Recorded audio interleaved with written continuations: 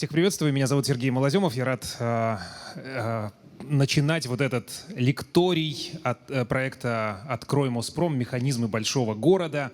Если вы успели уже побывать на выставке, обращаюсь я к тем, кто у нас в зале, и к тем, кто смотрит нас в трансляции в популярных социальных сетях, то вы видели, что здесь такой действительно уникальный проект, который показывает московскую промышленность не просто как нечто встроенное в жизнь современного мегаполиса, но и происходит это все еще и в арт-пространстве, в пространстве современного искусства, и промышленность парадоксальным образом предстает как некий арт-объект, что очень впечатляет, потому что над этой выставкой работали лучшие мастера современного искусства.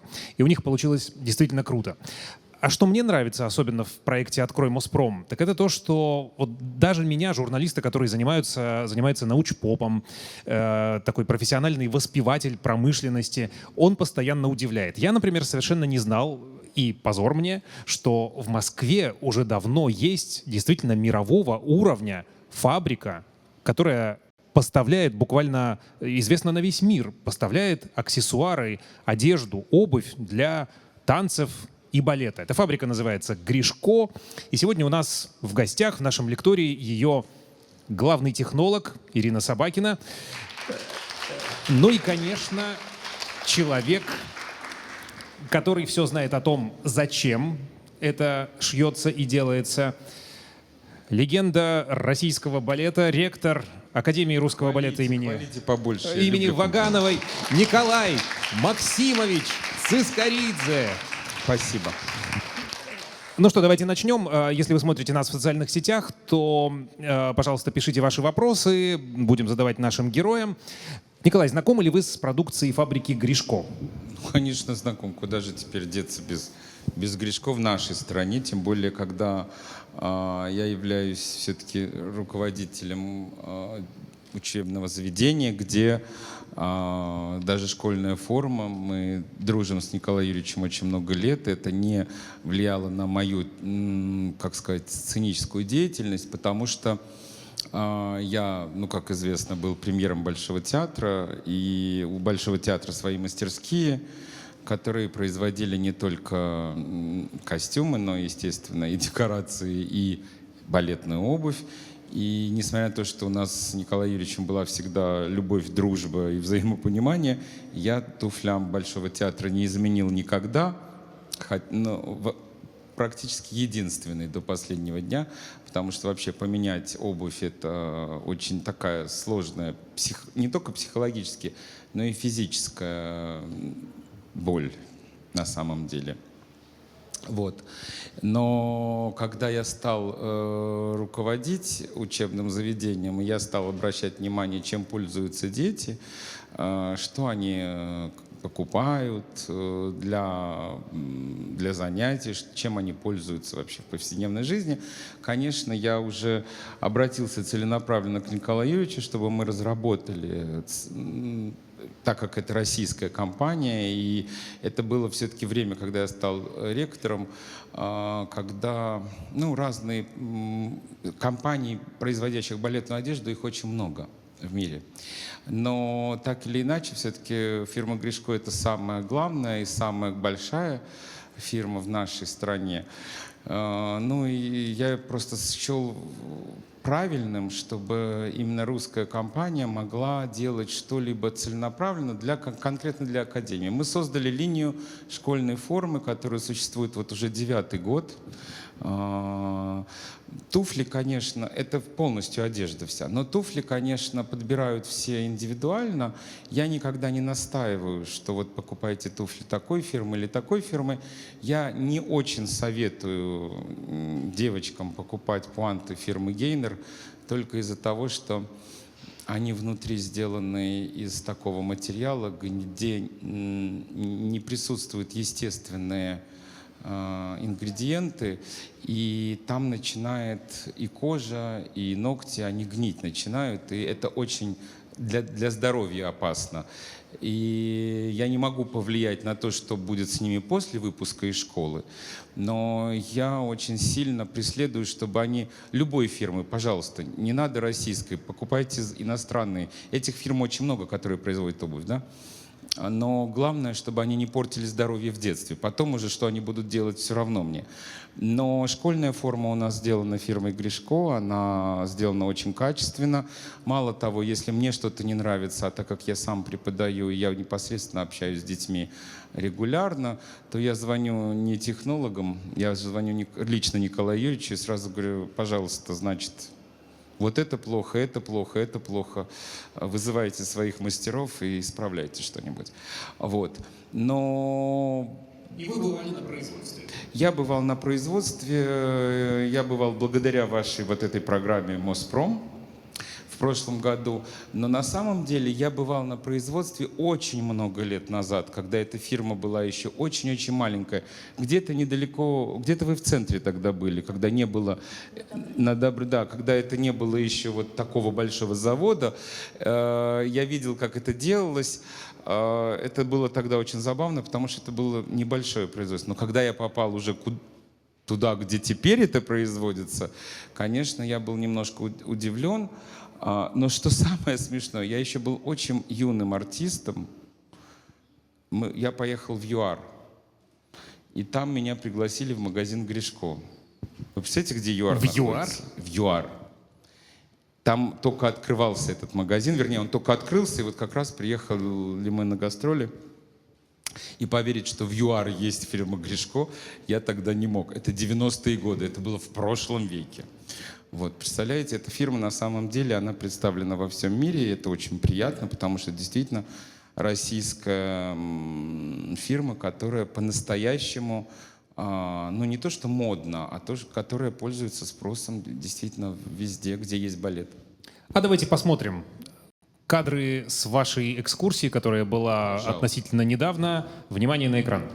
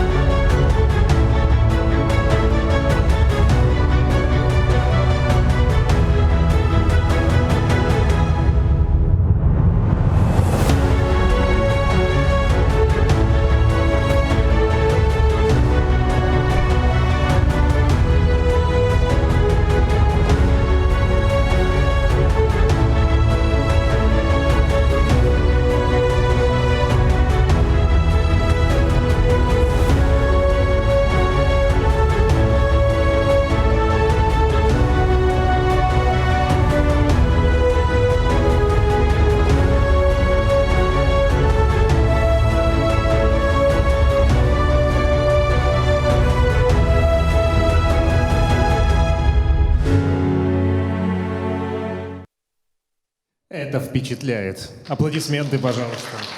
Знаете, в английском языке есть такое уничижительное выражение, про что-то говорят, что это не rocket science, ну то есть это типа не ракеты делать, значит что-то такое совсем несложное. Вот когда смотришь на то, как вы делаете пуанты и другие вещи, конечно, понимаешь, что это настоящее, не побоюсь этого слова, чудо техники. Ну, знаете, что сам надо отметить, что это делают гораздо дольше, чем ракеты, лет на 300.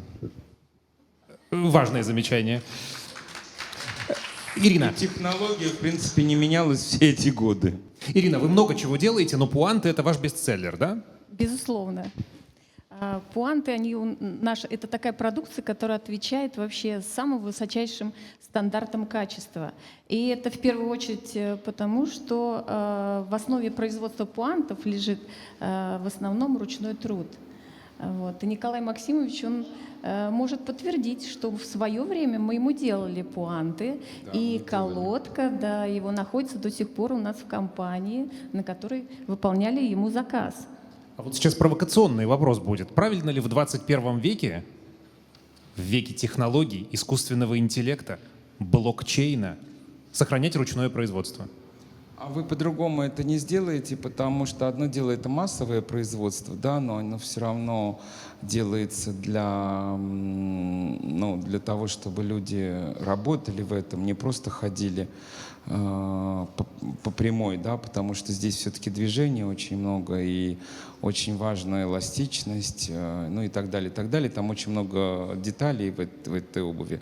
Ирина принесла, кстати, сейчас да, покажет. А второе, это еще потому, что обслуживает любая компания, не только фирма Гришко, но и любая компания, которая связана с театрами, очень много заказов конкретных, персональных для звезд, где есть личная колодка, и вот то, что Ирина сказала, связано со мной, несмотря на то, что у Большого театра было производство, ну, естественно, туфель, да, если мужские туфли я никогда не менял, когда встал вопрос, есть такой балет «Светлый ручей», где у мужчины есть сцена, там шуточная сцена, мальчик с девочкой меняются ролями, и надо было надевать пуанты. Я попробовал пуанты, которые делал Большой театр моего размера, и мне не очень подошло, потому что у меня очень большой подъем, и все-таки вес не маленький, тут еще очень в чем зависит. Когда у вас большой вес,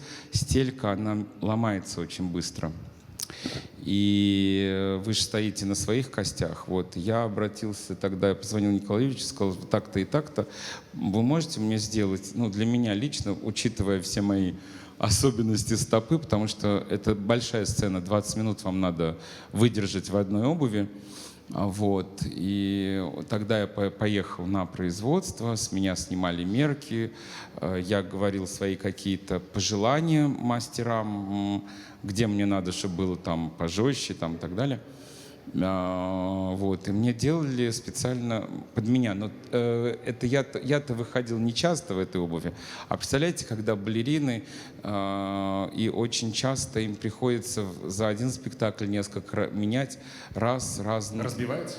В какой-то сцене нужно, чтобы туфли были помягче, в какой-то где-то нужно, чтобы пожестче. Как шины на Формуле-1. Конечно, конечно. Просто дело в том, что точно так же, как шины на Формуле-1, это не должно быть заметно публике. Это же делается для того, чтобы это как можно красивее, как можно легче, как можно удобнее было для смотрящих, да, и, естественно, для исполнителей. А правда ли, что пуанты — это вещь одноразовая?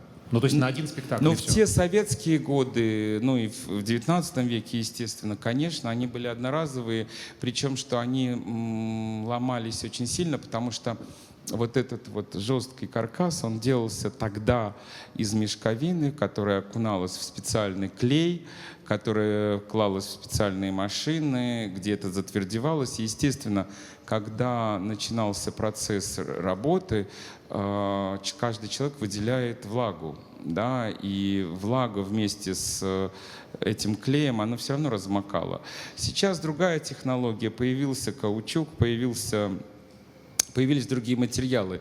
И, естественно, производство не стоит на месте. Всегда все, разные компании делают разное, у них свои секреты везде. Но дело в том, что, опять-таки, это индивидуально. Кому-то нужно более мягко, кому-то нужна более жесткая вещь. Кто-то подкладывает туда внутрь, кто-то вату подкладывает, кто-то газету, кто-то еще что-то. А кто-то стоит на своих костях, потому что ему так удобно. Это не...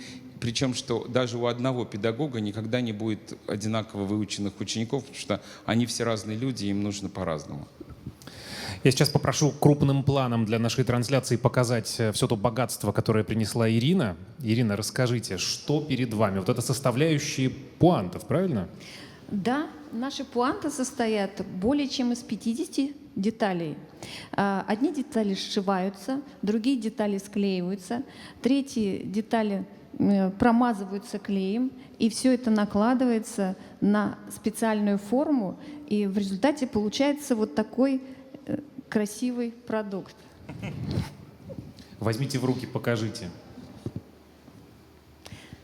Вы не представляете, что для производства пуантов требуется выполнить более 100 операций.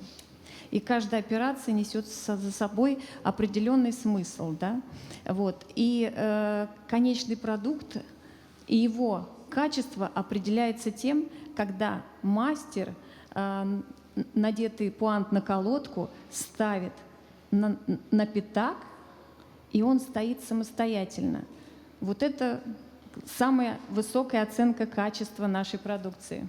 Причем, что когда, так складывалось, что мы дружили с Николаем Юрьевичем много лет, и все время, все рекламировали его туфли, кроме меня, потому что я, честно, ходил в Большом театре. И вот только когда я встал на пуанты, уже под финал своей карьеры, я честно мог развернуть стельку и показать, что там написано «Гришко».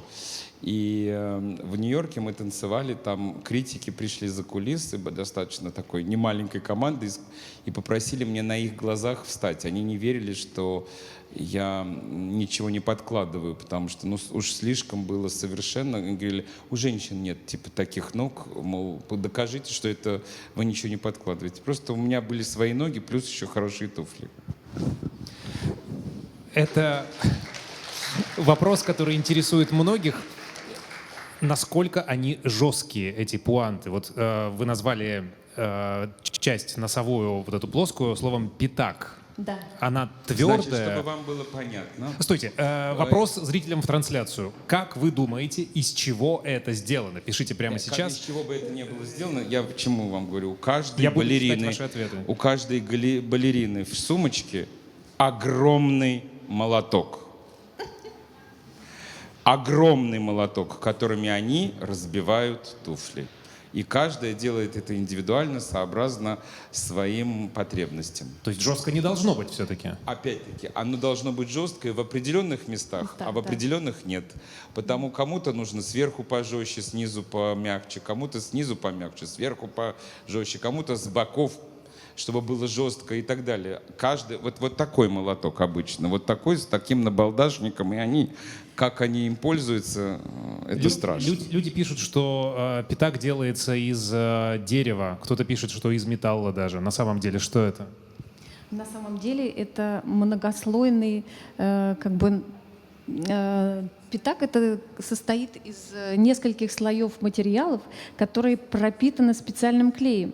И процесс производства вот именно носочной части вот этого вот пятака, он включает в себя очень много намазочных деталей, очень много накладываем, когда мы... И главный процесс сушки, да, чтобы вот именно эта носочная часть затвердевала и имела, сохраняла форму свою. А вы замеряли, какие там нагрузки?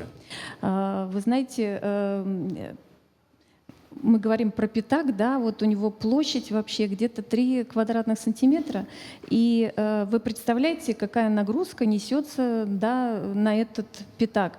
Зависит от комплекции. Если взять закон физики, да, вспомнить, да, что сила равна массе умноженной на ускорение, то мы можем представить, как артист балета в прыжке со скоростью приземляется на этот маленький крошечный пятак, всей массой своей, какую нагрузку должен выдержать пятак?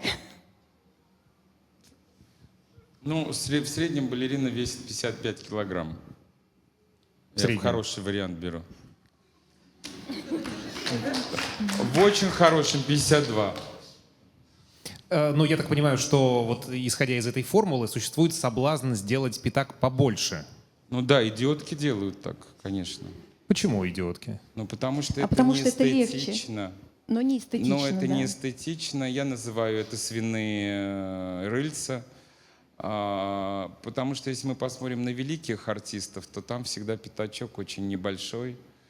А если мы посмотрим на современных дебилок, то там, конечно, вот такие рыльца, вот такие. И это ужасно. Это как-то видно, конечно, по тому, как человек изящно... вот так стоит, здесь вот такая Это дуля. видно, да. Это ужасно. Это не эстетично просто. Это никакого отношения не имеет к женственности, к элегантности, и так далее. Вы же цените тонкую щиколотку и большую грудь. Так и мы ценим. Тонкую щиколотку и маленький пятачок. Ирина, А какие если еще к этому грудь, то... Жжет сегодня Николай.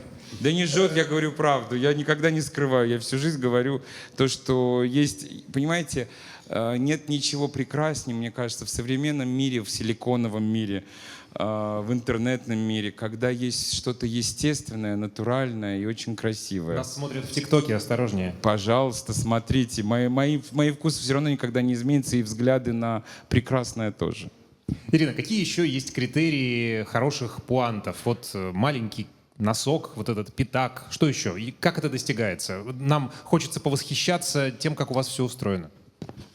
Ну, во-первых, я хочу сказать, что здесь очень красивый материал, да, вот этот вот атлас, который придает определенный блеск данному пуанту, который сливается с образом балерины, и он является, данный пуант, он является как бы инструментом. То есть мы не должны не обращать на сцене именно на туфли, мы должны смотреть именно на технику и на сложность выполнения, скажем, каких-то партий. Да, элементов и партий, да. И, конечно, для создания вот этой красивой вот этой формы, вы представляете, сколько вкладывает труда мастер, который изготовляет данный пуант. Мы уже говорили вот об этой коробочке, да, когда здесь накладывается очень много слоев мешковины, которая пропитывается специальным натуральным клеем, да. И главная задача мастера создать симметричную, красивую форму. Вы представляете, да, атлас, он с блеском, он всегда будет выдавать какие-то неровности, да, и создать вот эту симметричную форму очень сложно. И вот мастер должен выполнять не просто технически эту операцию, он должен это непосредственно видеть. Я иногда их называю скульпторами. Ты хороший скульптор. Там еще какие-то невидимые швы у вас есть из 18 века. Расскажите. Я хочу показать вот такую подошву. Она имеет довольно-таки приличную толщину, 5 миллиметров. И посмотрите, мы эту подошву, толщину ее здесь совершенно не видим. А верх обуви пришит с подошвой, соединен с подошвой специальным швом. Это алтанный метод называется. Пришел он с 18 века. Для выполнения данного метода требуется всего 2 инструмента для мастера. Это шило и крючок. Вспомогательный материал — это вощеные нитки. И вот эта вся система соединяется мастером вручную. И это самый, я бы сказала, высококвалифицированный процесс. Почему? Потому что, когда он прошивает это вручную, вы видите, много заложено складочек. Мастер расправляет эти складочки, мастер обязан прошить каждую складочку и закрепить. Именно это дает еще и как бы прочность пятаку и нижней части пуантов. Вот мастер знает слабые места, где пуант подвергается в основном, скажем, изгибам, и может поменять частоту стежка. Конечно, машинным способом это не сделаешь. Но что-то у вас все-таки автоматизировано, не один же только ручной труд. Конечно, безусловно. Вот Николай даже сам пробовал ленточным ножом и сабельным ножом да, вырезать детали. Но это не автоматизировано, это все равно делает человек. Просто сейчас есть ножи такого уровня, что можно сразу, по-моему, несколько сот, да, этих. Да, у нас получается, что настилается где-то 120 слоев настил, да, делается разметка, каждая деталь должна расположена быть в определенном направлении, чтобы пуант не косил, потом была хорошая продукция. Вот. И вот эти 120 слоев за один раз вырезается и получается сразу выдается. Конечно, в на 30 19 веке пар. они не могли 120 слоев Да, порезать, на 30 понимаете? пар, да. Даже и в 20-м, я думаю, не могли еще порезать 120 слоев. Ну, во-первых, это надо, как мы с вами уже говорили, что атлас, он очень скользкий материал. Здесь очень нужны навыки, вот, как его удерживать, как вести, чтобы не было сдвигов, чтобы получались детали ровные сверху и снизу. Да? Если, например, взять 120-й слой Потом и есть первый. продольные нити и поперечные нити, и надо правильно нарисовать на атласе само лекарство, лекала, чтобы вырезать, и чтобы потом, когда делаешь уже изделие, чтобы эти все нити в нужном направлении лежали. Этому ведь нигде не учат. Где вы специалистов берете Как это вообще? не учат? А где учат? Мы такому? учим. На производстве. У нас Ну, не в институтах, Еще не в раз, колледжах. Вы не услышали. Я вам сказал, что это делают дольше, чем ракеты. Да. Мы обучаем сами. Вы когда-нибудь читали Евгения Онегина или «Войну и мир»? Читали? А вы когда-нибудь видели в исторических музеях костюмы того периода? Они роскошные. И там обязательно стояли туфельки. Эти туфельки прабабушки вот этого всего. Все началось с тех времен, когда это были бальные туфельки, и это носили прабабушки всех нас на балах, и вот они делались абсолютно так же. Но вопрос же в том, что меняются исторические формации, меняются государства, все разрушается. Нет, Как просто сохранилась эта школа? это ушло в балет, и просто вот этот носочек, который тогда он был тоже жесткий, потому что он нужен был, он просто превратился вот в такую уже коробочку, которая стала нужна в нынешнем балете. Просто тогда никто не крутился столько на пальцах, но это это были бальные туфельки, они были сделаны абсолютно по той же технологии. Но система образования вам тут не очень помогает. Нет, конечно, мы обучаем сами. Обучаем, можно сказать, с нуля. Ну, и мне кажется, что в каждой фирме есть свои какие-то секреты, которые все... Естественно, если пришел ученик и хочет научиться делать эти пуанты, ему прежде всего предоставлять наставника. Наставник — это тот человек, который уже отработал много лет, и он знает очень много секретов. И буквально вот эта технология изготовления пуантов, она передается из рук в руки, как бы медленно по операциям.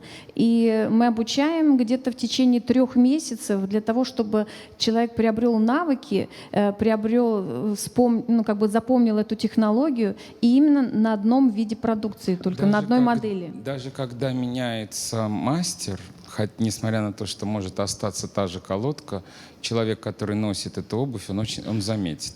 У меня когда случилось так, что мастер, который делал мне туфли много лет, заболел, и я почувствовал, что пришла другая партия обуви. И я пошел выяснять, почему, что случилось. Оказалось, что просто мастер болел, он долго лежал в больнице, и просто его заменили. Мою колодку отдали его, как сказать, напарнику, а это очень чувствовалось. У одного руки посильнее, да. В интернете задают вопрос. При всем вот том, что вы рассказали, это должно быть очень все недешево. Доступна ли начинающему ваша продукция? Вы знаете, наша продукция доступна, мы делаем все для этого, да. И Николай Юрьевич Гришко, он поддерживает российский балет, русский балет поддерживает. И Ой, поначалу вообще он стольким делал бесплатно это все.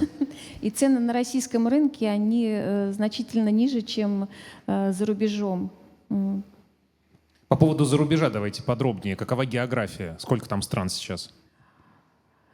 Около 75 стран мира, которые заказывают наши пуанты. Аплодисменты. Это достойно овации, браво, бис и тому подобное. Успех Я думаю, российского мало бизнеса. производства российского может похвастаться такой географией. Везде, где Конечно, есть балет, конечно. там знают ваши Да. пуанты. Да. За счет чего И очень удалось? большие заказы. Конкуренция огромная. Как вам удалось выделиться на этом рынке? В чем главное преимущество ваше? Наше преимущество главное в том, что мы никогда не отстаем от, скажем, изменений в балете. То есть мы постоянно двигаемся с изменением техники и так далее. Мы создаем новые модели. У нас очень огромный ряд, это 18 моделей. И поэтому как бы мы все больше и больше набираем клиентов. Вот. И плюс еще, конечно, это качество выполненной продукции. Николай, а вот этой компании Гришко, ей, в общем-то, около 30 лет всего. Как был устроен рынок до ее появления? Как он устроен сейчас? Насколько тут велик Никак выбор? он не был устроен. Была фирма тогда ВТО. Я не знаю, как это правильно назвать, фирма или что. В общем, это были колодки времен Инквизиции. Всесоюзное ткаческое объединение какое-то? Я не знаю, театральное, да. Всесоюзное театральное объединение где нам продавались туфли. Туфли, которые производились там, Это, я еще раз говорю, это были колодки времен Инквизиции. Это было очень неудобно, больно. И, конечно, все наши родители в Советском Союзе старались купить туфли где-нибудь в театре с рук. Это очень было дорого. Потому что у всех были свои мастерские у театров. Да, у каждого театра были свои мастерские. И несмотря на то, что как бы нам полагались туфли какие-то, их выдавали одну пару в месяц, тогда не было пластикового покрытия, как сейчас, и туфли протирались. Мы поливали пол, это были деревянные полы, туфли протирались за 1,5 урока. Потому мы все время сидели штопали. Я феноменальный штопальщик и потрясающий вышивальщик из-за этого. Я могу зарабатывать этим себе на хлеб. Я могу вышивать так, что мало кто.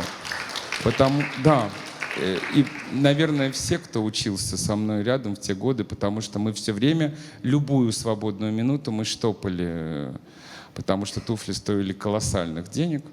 Вот. А потом уже, когда началась перестройка, когда появились кооперативы, как раз тогда вот Николай Юрьевич первый, кто создал в Советском Союзе свою фирму, как бы, ну, очень многие стали покупать там.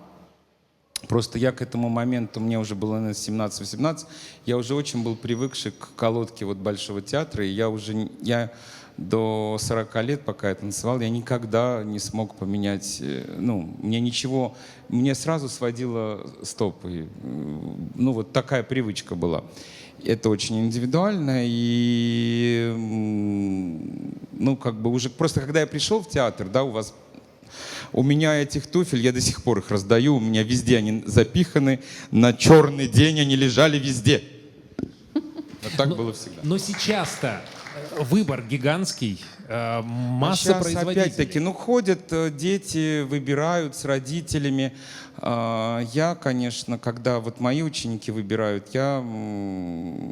у каждого своя стопа, понимаете? С одной стороны, на мою стопу что ни одень, все будет красиво. Таких стоп нету, понимаете? Таких стоп, там у 5-6 танцовщиков в мире. Да. Но удобно ли? Это причем, что мои коллеги все, практически все, вот кто моего поколения был в Большом театре, они все стали покупать в разных местах. Причем, что уже, им заказывал театр. А я не мог. Мне вот нужен был вот мой мастер, моя колодка, и ничего другое мне не подходило. Вот. А сейчас все очень индивидуально, все по-разному себя ведут, и это очень странная вещь. Ирина, похвастайтесь, кого вы сейчас обуваете? Мы обуваем мы сейчас очень многих балерин Красиво известных. звучит.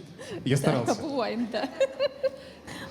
Нет, на самом деле мы делаем пуанты для очень известных артистов балета, как Терешкина Виктория, Диана Вишнева, Олеся Новикова,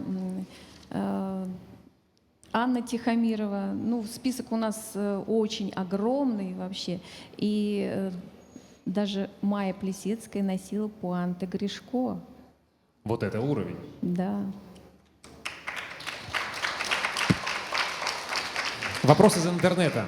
Вы сотрудничаете по каким-то производственным необходимостям с другими компаниями или у вас полностью на 100% свое производство? У нас полностью свое производство, и это очень важно, потому что только на своем производстве мы можем достичь такого качества, да, потому что мы проверяем абсолютно все. Мы проверяем ввозимые все материалы, и только проверив их качество, мы запускаем их в производство. Вот, поэтому и наш продукт появляется на рынок, и он нравится всем. Вот. Мы можем работать с другими компаниями, но только по производству непрофильных, скажем, продуктов. Это как, например, сувениры, это наклейки, это блокноты, это спортивные сумки. Николай, а поддельные пуанты встречаются? Гришко подделывают? Не знаю, мне никогда это не приходилось, но я слышал, вот тогда мне и Николай Юрьевич говорил, и Ирина говорила, конечно, и сейчас много что подделывают, но просто дело в том, что когда вы надеваете это, вы почувствуете. Если вы профессиональный человек, вы почувствуете. И очень часто я видел, как многие мои коллеги покупали какие-нибудь пуанты, потому что они выглядели очень красиво. Пробовали в магазине, вроде ничего, а приходили в зал и не могли ничего в них сделать. Не только это не значит, что подделка. Это может быть иногда туфли очень известной компании. Их много в мире на самом деле сейчас. А вот индивидуально это не подходит, и тут ничего не сделаешь. И часто известные компании делают на стороне, поэтому качество сразу падает. То есть написано США, а сделано, Да, написано Сделано, Италия. как правило, в Китае. да. И это сразу чувствуется. И что, у вас подделывают? Нас подделывают обязательно. Как вы боретесь?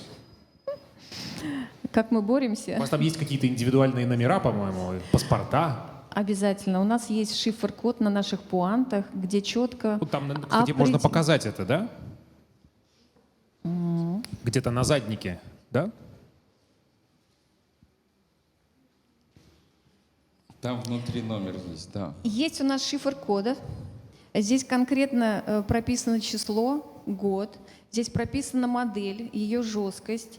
Здесь прописан номер мастера, который не подделаешь, да, и здесь зашифрован контролер, которого тоже не подделаешь.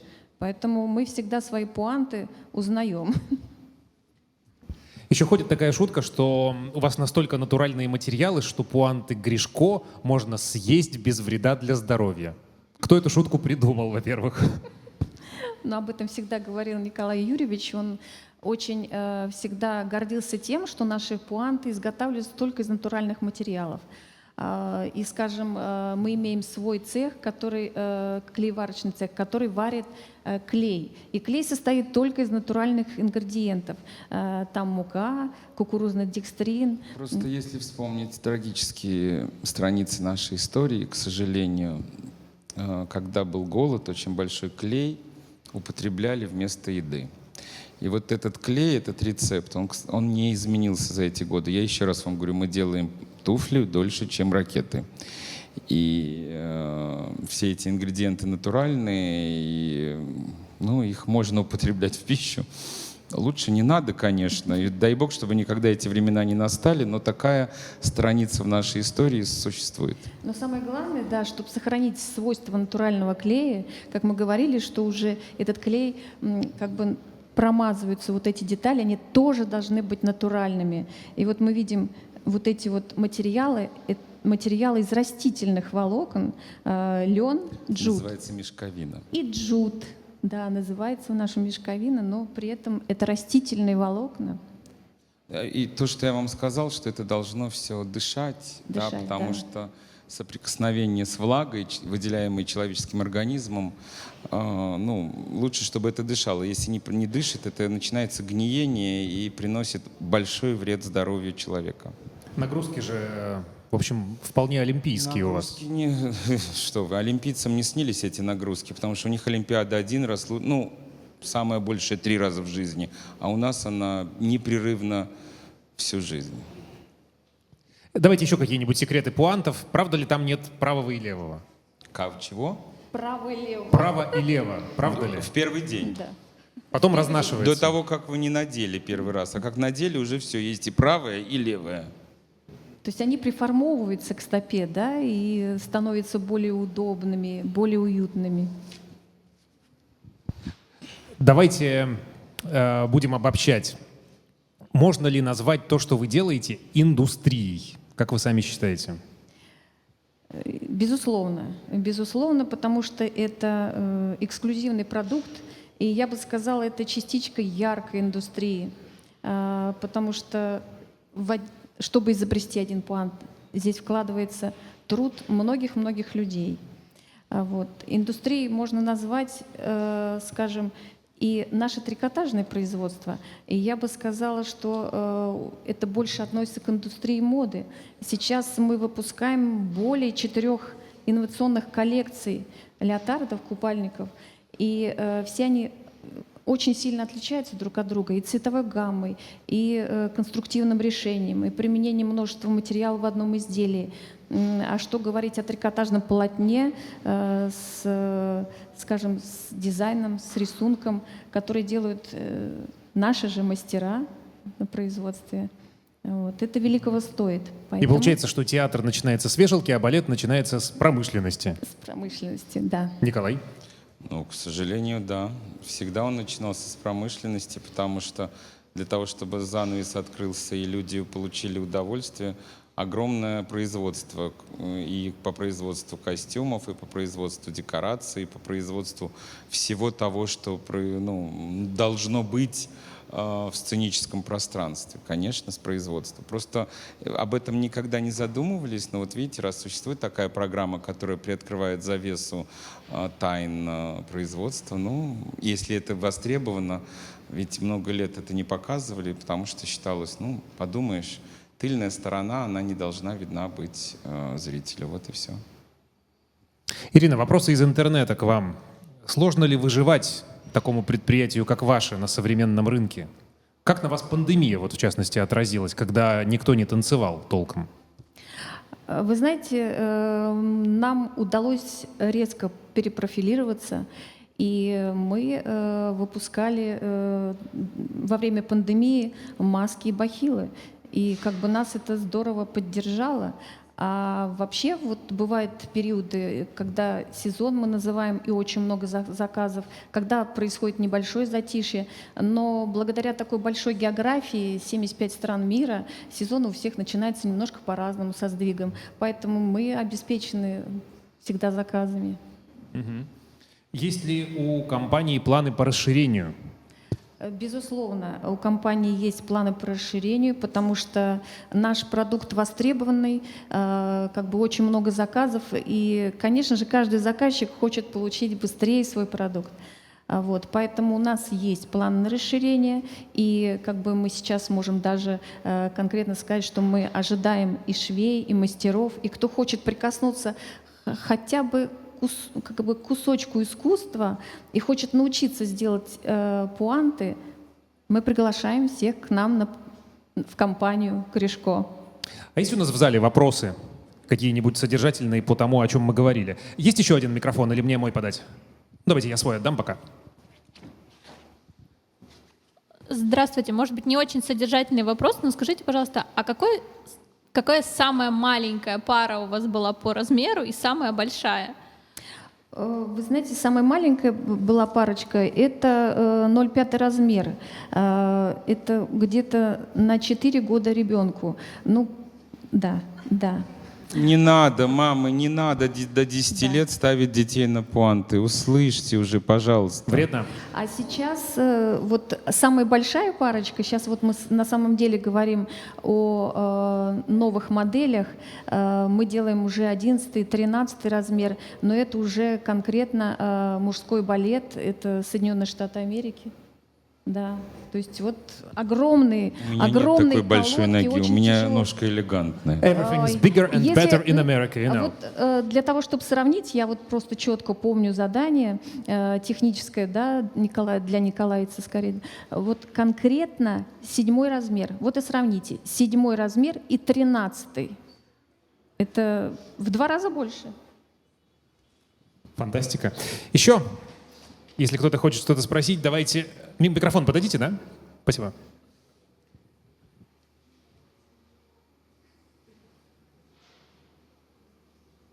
Пожалуйста, Николай или Ирина, есть ли какие-то суеверия или плохие, хорошие приметы, связанные с обувью? Может быть, у мастеров или у балерин?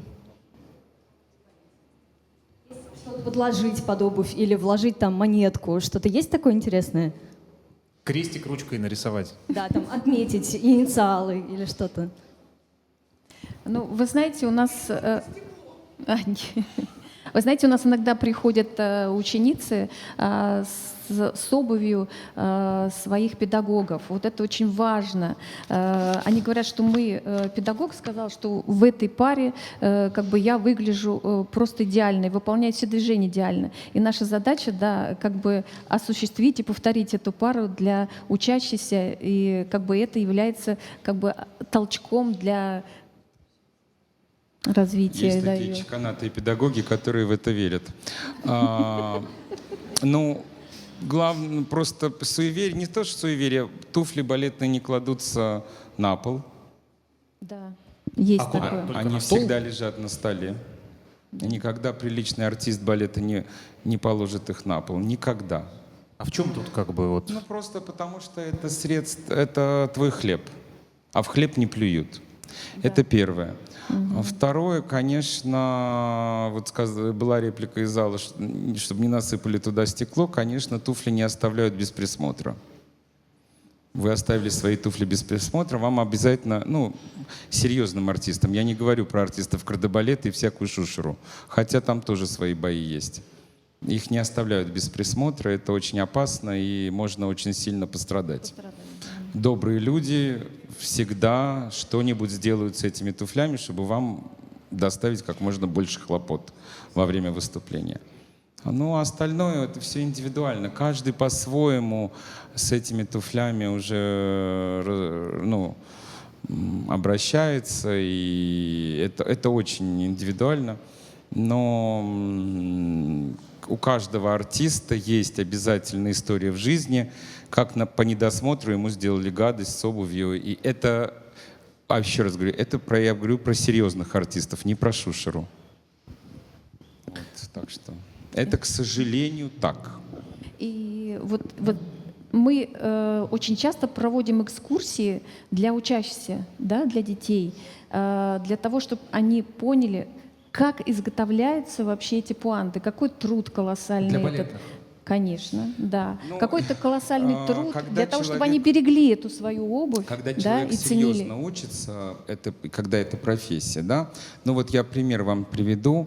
Дело в том, что мы в Советском Союзе, мы учились в самом главном учебном заведении в Москве, в самом лучшем учебном заведении, и директором школы нашей была великая Софья Головкина. Она была человеком бесподобно аккуратным, очень чистоплотным. Наша школа была образцово-показательная. И московских детей можно было сразу узнать, потому когда мы выходили на сцену, по обуви. Это всегда была чистая обувь. Это были всегда чистые ленточки у девочек и правильно завязанные. Первое, когда я стал ректором в Петербурге, я стал заставлять все это вводить, чтобы правильно были завязаны ленточки, чтобы они были, если они не новые, постираны и так далее и тому подобное. И те, кто были мои ровесницы, они объясняли, что и за ними так не следили. А в Москве, если, не дай бог, хоть одна девочка вышла бы на сцену, ну, у всех девочек, вот по моему детству воспоминания, у них в сумках тогда были пудры, такие большие, со специальной вот спунжиком таким, которыми они пудрили туфли и пудрили ленты. Это было исключительно для обуви, потому что для лица, естественно, было другое. Потому что с грязными туфлями, с грязными лентами в те годы было выйти, вот, ну, москвичам невозможно. По грязным туфлям мы сразу определяли, это Ленинград, это Пермь, это что-то оттуда, из провинции. И это была метка. Понимаете, я говорю это не просто так. Это очень важно было это уважение к профессии. Не дай бог, мы бы зашли к моему педагогу, у которого учился я, с дыркой в обуви. Почему я вам говорю, мы все время штопали. Я без ниток и без иголки, я свое детство не помню. Потому, когда я пришел в театр, и у меня туфель стало безумно много, я стал вышивать, потому что вот эта привычка все время иголкой делать в любую секунду вот так, ну, как бы рука требовала. И я просто сел и стал вышивать. Ну, потом это естественным образом отошло. Но первое время это было. Потом, что еще очень важно, с нами педагоги в те годы, и я делаю это со своими учениками, я обязательно хожу, выбираю обувь. Вот то, что сказала Ирина, что приносит туфлю своего педагога и говорит, мне такую. Это абсолютно, конечно, это сумасшествие педагога, потому что он просто, ну, есть ненормальные. Здесь, опять-таки, здесь надо изучить ногу ребенка, как она формируется, подобрать то, что ему лучше с эстетической точки зрения, и, конечно, понять, удобно ли ему. Это очень-очень-очень важно, потому что на сцене должно быть для хорошего результата очень удобно. Это работа. Спасибо. Еще вопросы? Продолжаем творческий вечер Николая Цискоридзе. Да. В микрофон. Потому что у нас трансляция, всем должно быть слышно. И в интернете тоже люди хотят слышать. Громко говорит. Николай Максимович. Ага. Николай Максимович, а вы скучаете по своей вот обуви балетной? Нет, Или так ни все одной надоело? секунды. Ни одной секунды, да? Ни То одной есть не секунды. дай бог. Нет, не дай бог. Вы Спасибо. знаете, у меня была смешная ситуация. Я, слава богу, уже давно, 9 лет я не танцую, не являюсь классическим танцовщиком. И почему говорю слава богу? Потому что это тяжелая профессия. Если это профессия, если ты занимаешься, просто приходишь для удовольствия, это одно. И у меня в сумке всегда есть, я до сих пор выхожу на сцену, но это характерная роль, там не нужна балетная обувь. Но у меня есть балетная пара в сумке. И вот я пришел на репетицию в театр и забыл кроссовки. И мне надо было всего лишь навсего дойти от гримерной до репетиционного зала, и я надел балетную обувь. Вот я только вставил ноги в обувь, у меня сразу заболело все. Вот эта вот физическая память. Да, это ужасно. И я тогда помню, что вот я шел и думал, как интересно, это на подсознании где-то присутствует, потому что у тебя когда-то где-то болело, где-то икра сводила, вот в ту секунду у меня засигналило все тело. Я помню очень хорошо, когда я был действующим еще артистом, и мне до пенсии было далеко, мы очень были дружны с Екатериной Сергеевной Максимовой, и очень часто я, когда заканчивал, уходя домой, так мне надо было пройти через зал для того, чтобы уйти домой. Екатерина Сергеевна мне говорила: Коль, посиди со мной. Она вела репетиции иногда допоздна, я просто садился, и мы с ней там, когда у нее была какая-нибудь там минутка, сплетничали или что-то.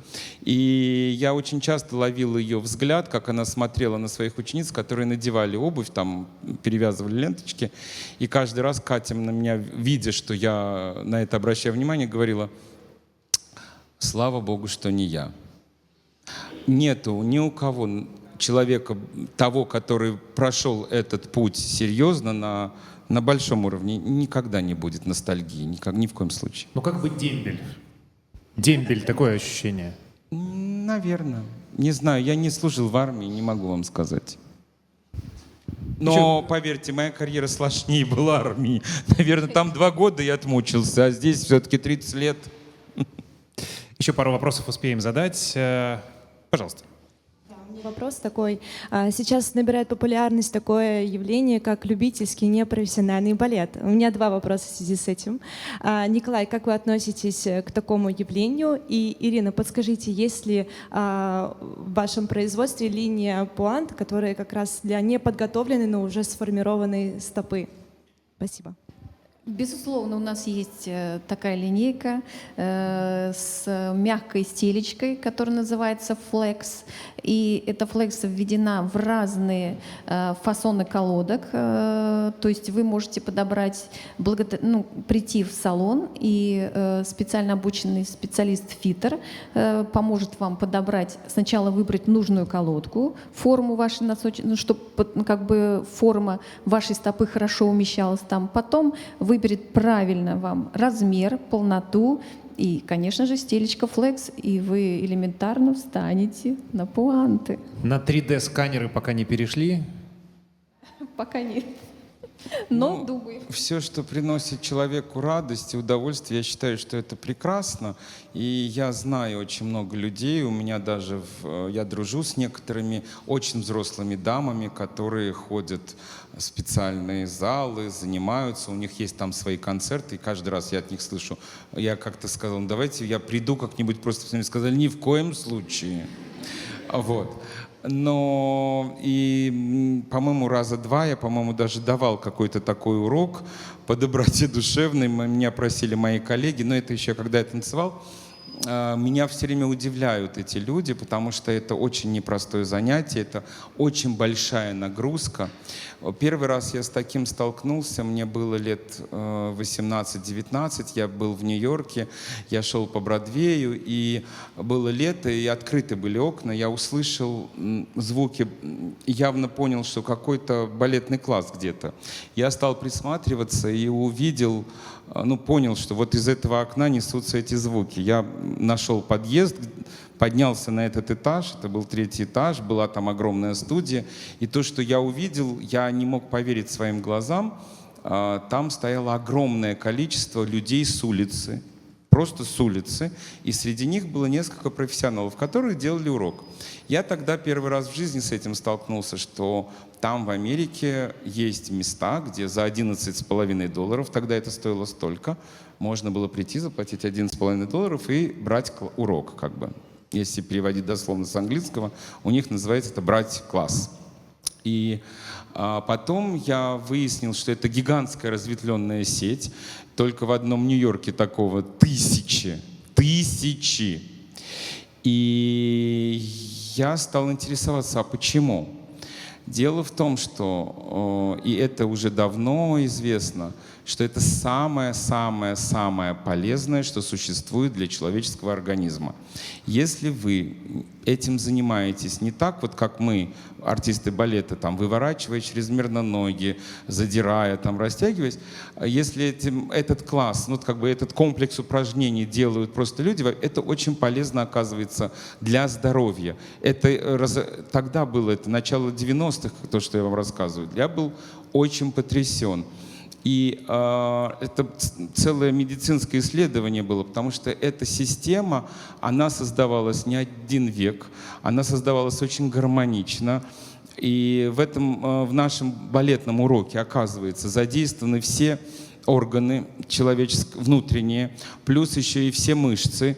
Это лучше, чем любая йога, это лучше, чем любой, оказывается, фитнес и так далее и тому подобное. И огромное количество людей поддерживает, оказывается, свою физическую форму вот этим занятием. Мне даже если положат вот здесь 1 000 000, я не пойду в класс, клянусь вам. Я сказал, в тот день, когда наступила пенсия, я снял туфли и сказал «все». Но понимаете, в чем дело? Я знаю очень много моих коллег, именитейших людей, которым уже хорошо за 80, которые занимаются каждый день. Их организм требует нагрузки. Вот мой организм не требует ничего, кроме дивана. Вот. А их организм требует нагрузки. У каждого абсолютно индивидуально. Но вот этот вот момент, когда люди хотят после работы позаниматься, а еще и потанцевать, он у меня вызывает вообще только восторг, потому что я это не понимаю. Это как, вот знаете, вот смотрите на что-то, и вы не понимаете, как это сделано. Вот для меня вот это так, что вот еще пойти попотеть ни в коем случае. Я, как медицинский журналист, подтверждаю, действительно, масса исследований о пользе танца, и сейчас есть фитнес-направления, специальные инструкторы, которые занимаются, там разработаны особые комплексы. Бальный танец — это полезнее, чем любой поход в спортзал. И вот эта Лучше танцуйте. Вот эта популярность любительских танцев в Америке, наверное, одна из причин того, почему у вас это один из важных для вас рынков сбыта. Да, да, безусловно. Мы больше и больше сейчас принимаем заказов именно из Америки. И, как правило, мы видим, что они заказывают именно мягкую вот эту стелечку. То есть мы прекрасно понимаем, что там огромное количество любителей, независимо от возраста. Да. А русский балет — это бренд. Да, как он может быть не брендом, если вся классика мировая — это русский балет? Хотите вы или не хотите, это все равно. Это «Лебединое озеро», «Спящая красавица», «Баядерка» там, и так далее. Но всем хочется прикоснуться к этому балету, абсолютно точно. А количество женщин, выходящих с короной на голове... Давайте еще один последний вопрос успеем. Кстати, в современном мире еще и мужчин с короной на голове. Да. Которым мы шьем 13 размер. Вот. Можно, пожалуйста, у вас узнать, есть ли такой опыт в балете, когда танцоры, обвиняют, бывает, свои пуанты, знаете, как волейболисты иногда обвиняют мяч, что он недостаточно набитый, недостаточно легкий, или вы считаете, что, как в пословице, плохому танцору и ноги, собственно, и мешают? Не у ноги, то, что между. Вы понимаете, в чем дело? Во-первых, пуанты бывают исключительно у женщин. Да, вот пуантами называется там, где жесткая коробочка есть. У мужчин это балетная обувь. Мы только в шуточных балетах выступаем в пуантах, это раз. Либо это должны быть спектакли, где, ну вот как в «Светлом ручье», как в качестве комического чего-то.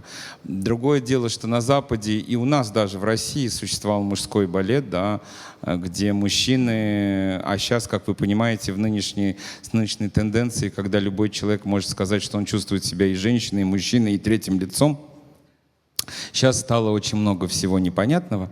Вот. Но дело в том, что если вы профессиональный человек, вам ничего не помешает.